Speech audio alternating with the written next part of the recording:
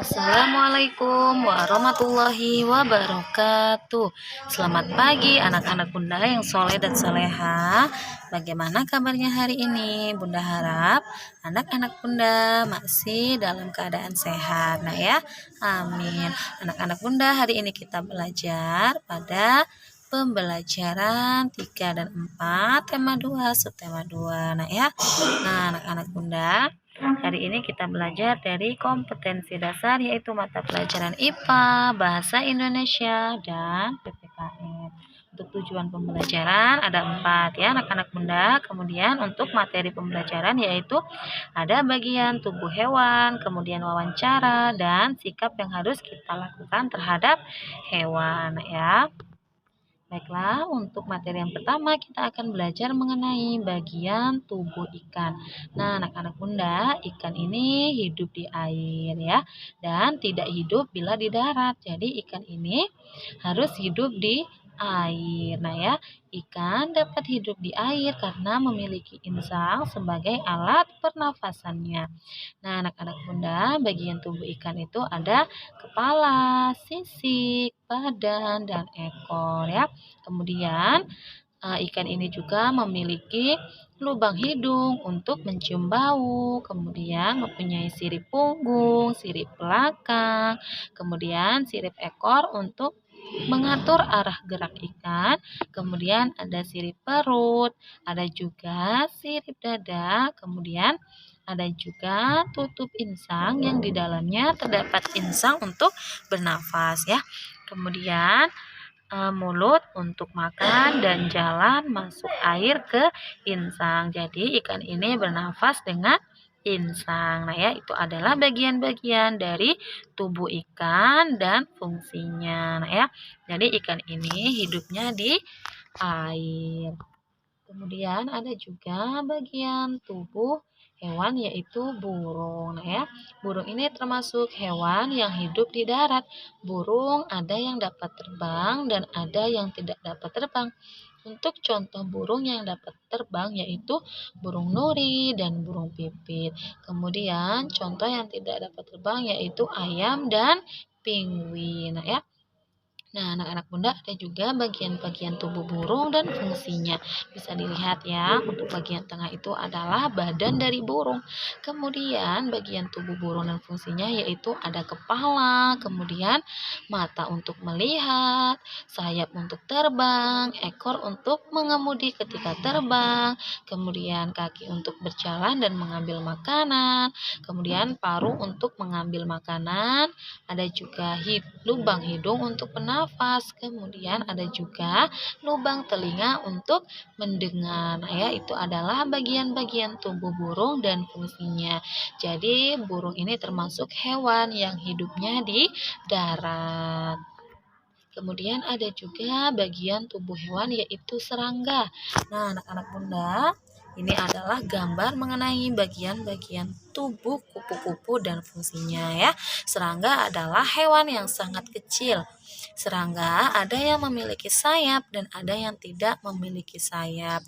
Semut, kutu busuk, dan kutu rambut adalah contoh serangga tidak bersayap. Lalat, nyamuk, dan lebah adalah contoh serangga yang bersayap ya. Serangga ini, kupu-kupu ini hidupnya di darat. Nah ya, nah anak-anak Bunda, untuk badan serangga kupu-kupu ini ada di bagian tengah ya, bisa dilihat untuk gambarnya. Kemudian untuk bagian-bagian tubuh kupu-kupu dan fungsinya yaitu ada kepala, ada antena untuk membaui dan meraba, kemudian ada 2 pasang sayap untuk terbang, kemudian ada 3 pasang kaki, dan ada juga belalai untuk menghisap madu dari bunga yang dihinggapi. Nah ya, itu adalah bagian-bagian tubuh kupu-kupu dan juga fungsinya. Nah ya, jadi hewan kupu-kupu ini hidupnya di darat ya. Nah, anak-anak Bunda, selanjutnya kita akan belajar mengenai wawancara. Di sini ada wawancara Bella dan dokter hewan ya. Bisa anak-anak Bunda dilihat untuk percakapan atau wawancara Bella dan dokter hewan. Nah ya, Bella ini mewawancarai dokter hewan untuk mendapat informasi cara merawat kucing yang baik ya. Bella, Sebelumnya, perkenalkan nama saya Bella, dokter. Saya memiliki seekor kucing. Saya baru memilikinya beberapa hari ini. Agar kucing itu tetap sehat, saya ingin bertanya pada dokter, bagaimana cara merawat kucing yang baik? Dokter hewan menjawab, kucing itu hewan peliharaan yang menggemaskan. Kucing juga senang bermain, jadi kamu bisa mengajaknya bermain-main. Hal apa yang ingin kamu tanyakan? Bella, apa makanan yang sebaiknya saya berikan untuk kucing? Dokter hewan menjawab, makanan terbaik bagi kucing adalah makanan yang alami dari daging seperti ikan dan ayam. Tetapi kamu bisa memberi makan kucing dengan makanan kemasan yang dijual di toko hewan peliharaan. Bella, apakah saya harus membuatkan kandang khusus? Dokter hewan menjawab, kamu tidak perlu membuatkan kandang khusus. Yang penting sediakan dia tempat tidur yang nyaman. Bella, bagaimana cara melatih kucing agar tidak buang air besar sembarangan? Dokter hewan menjawab, yaitu sediakan kotak pasir. Latih sedari kecil agar kucingmu membuang air di tempat itu. Jika sering dilatih, lama-kelamaan kucing akan terbiasa buang air di kotak pasir. Kotoran kucing sebaiknya dibuang setiap hari dan pasirnya diganti jika basah. Kucing tidak mau menggunakan kotak pasir yang basah dan kotor. Selanjutnya, Bella, bagaimana cara membersihkan rambut-rambutnya? Dokter hewan menjawab, kamu dapat membandikan kucingmu dengan air dingin dan sampo bayi. Air panas dapat merusak bulu dan menyebabkan iritasi kulit pada kucing. Kamu juga harus menyikat rambut kucing secara rutin. Hal ini dapat menghilangkan rambut mati, kuman, dan bakteri pada rambut. Bella bertanya kembali, yaitu selain itu perawatan apa lagi yang harus saya perhatikan, dokter? Dokter hewan menjawab, selalu membersihkan telinga kucing, jangan sampai banyak kotoran telinga yang menggumpal. Lalu potong ujung kuku kucing secara teratur setelah mandi. Oh iya, jangan lupa lakukan vaksinasi secara rutin ya. Vaksinasi wajib dilakukan secara rutin untuk menghindari penyakit. Untuk itu, kamu harus membawa kucing peliharaanmu ke dokter hewan secara teratur. Bella, terima kasih untuk penjelasannya, dokter. Dokter hewan menjawab, sama-sama Bella. Semoga kucing peliharaanmu selalu dalam kondisi sehat. Nah, anak-anak muda, jadi kucing ini harus dilatih ya agar tidak buang air besar sembarangan. Dan kita juga harus menyediakan kotak pasir untuk melatih kucing agar tidak membuang air besar secara sembarangan. Kemudian kucing juga harus dibawa ke dokter secara teratur untuk dilakukan vaksinasi. Nah ya. Nah, anak-anak bunda, apa dampak dari pemburuan hewan liar dan sikap apa yang harus kita lakukan dengan hewan-hewan liar? Nah, anak-anak bunda, ini ada beberapa hewan yang harus kita lindungi. Nah ya, di sini ada gajah, orang hutan, kemudian ada kancil, ada jerapah, harimau, beruang, panda. Ini adalah hewan yang harus kita lindungi ya. Dan kita juga harus menghindari dari hewan-hewan liar ya anak-anak bunda. Biasanya hewan-hewan liar itu adalah hewan buas. Nah ya. Nah, anak-anak bunda, di sini ada teks mengenai harimau masuk desa, warga cemas. Beberapa minggu belakangan ini, warga desa Badung hidup dalam kecemasan. Hal ini terjadi karena beberapa kali terlihat beberapa ekor harimau masuk ke area pemukiman warga. Desa Badung memang terletak tak jauh dari hutan. Harimau-harimau tersebut memang belum mengganggu warga. Mereka hanya berkeliaran seperti sedang mencari makan. Warga desa Badung berupaya mengamankan ternak peliharaan mereka. Ketika malam tiba, warga pun bergantian melakukan ronda untuk menjaga agar harimau-harimau tersebut tidak mengganggu. Sesungguhnya apa yang terjadi pada warga sudah lebih dahulu dirasakan oleh harimau-harimau penghuni hutan tersebut. Warga memang sering masuk ke hutan dan melakukan penebangan hutan untuk memperluas ladang kopi mereka.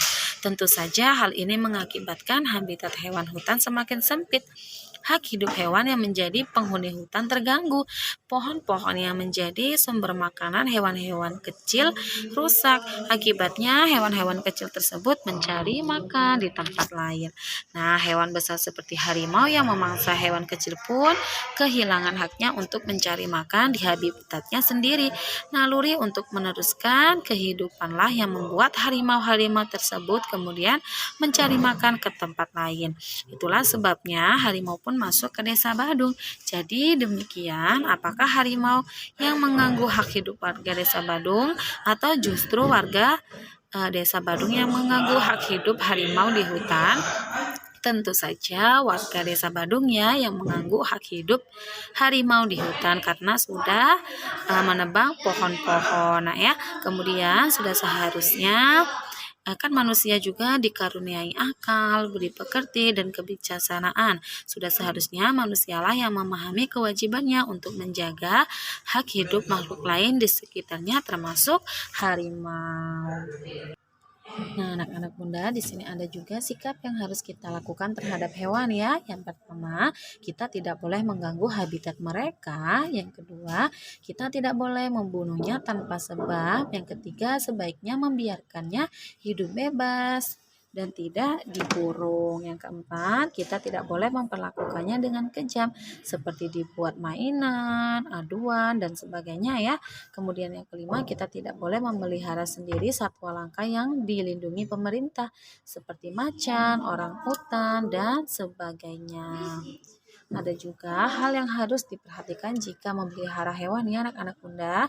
Kita harus melihat kondisi hewan, kemudian kita juga harus memberikan makan, membuatkan kandang, membersihkan kandang. Kita juga harus selalu merawat hewan dan memperlakukan hewan dengan kasih sayang. Itu adalah hal yang harus kita perhatikan jika kita memelihara hewan. Nah ya. Nah, anak-anak bunda yang soleh dan soleha, itulah materi yang dapat bunda sampaikan ya. Jadi, jika ada materi yang anak-anak bunda kurang pahami, boleh nanti ditanyakan kepada bunda. Anak-anak bunda harus selalu rajin mengerjakan tugas, rajin juga untuk mengulangi kembali materi-materi yang sudah bunda sampaikan. Nah ya, nah anak-anak bunda juga harus selalu menjaga protokol kesehatan dengan selalu mencuci tangan dengan sabun, memakai hand sanitizer, kemudian menjaga jarak dan memakai masker. Anak-anak bunda juga harus selalu rajin berolahraga dan mengkonsumsi makanan-makanan yang sehat supaya anak-anak bunda bisa tumbuh dan berkembang dengan baik, nah ya, dan sehat. Baiklah, itu saja yang dapat bunda sampaikan. Bunda akhiri, wassalamualaikum warahmatullahi wabarakatuh.